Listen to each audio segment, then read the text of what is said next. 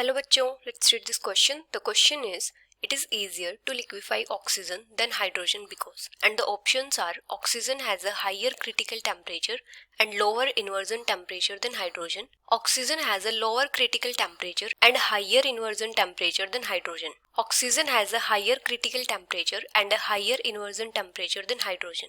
The critical temperature and inversion temperature of oxygen is very low. तो यहाँ पे हमारा की कॉन्सेप्ट क्या होगा? अगर हम बात करें लिक्विफिकेशन ऑफ गैसेस की,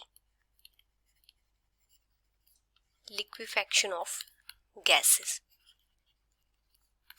तो जिन गैसेस के बीच में इंटरमोलिकुलर फोर्सेस ऑफ अट्रैक्शन ज्यादा होती है वो गैसेस इजीली लिक्विफाई हो जाती हैं. गैसेस विच हैव स्ट्रॉन्ग या फिर more intermolecular forces of attraction.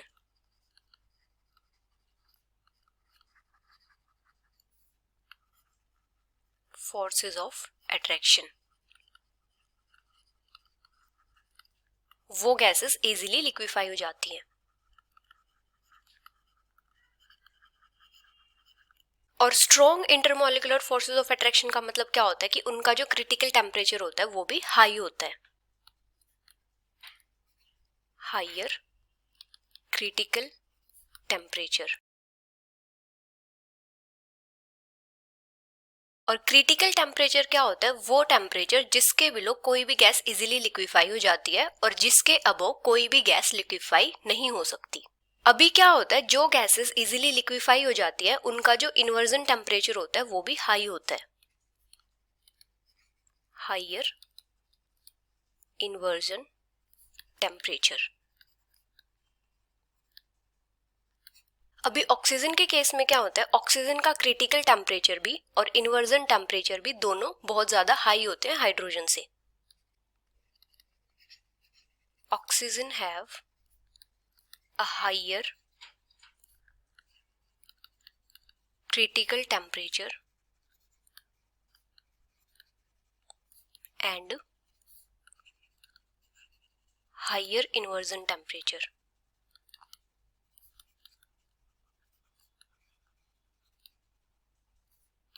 Then hydrogen. इसी की वजह से क्या होता है, जो ऑक्सीजन है वो इजीली लिक्विफाई हो जाती है. Easily liquefy. जो ऑक्सीजन होती है वो -182.9 डिग्री सेल्सियस पे लिक्विफाई हो जाती है.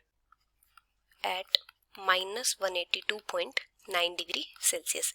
और जो हाइड्रोजन होती है वो -242.7 डिग्री सेल्सियस पे लिक्विफाई होती है. -242.7 degree Celsius.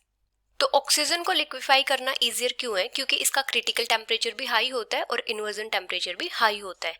So the final answer is oxygen has a higher critical temperature and a higher inversion temperature than hydrogen, which is option C. Hope you understood it well. Best of luck.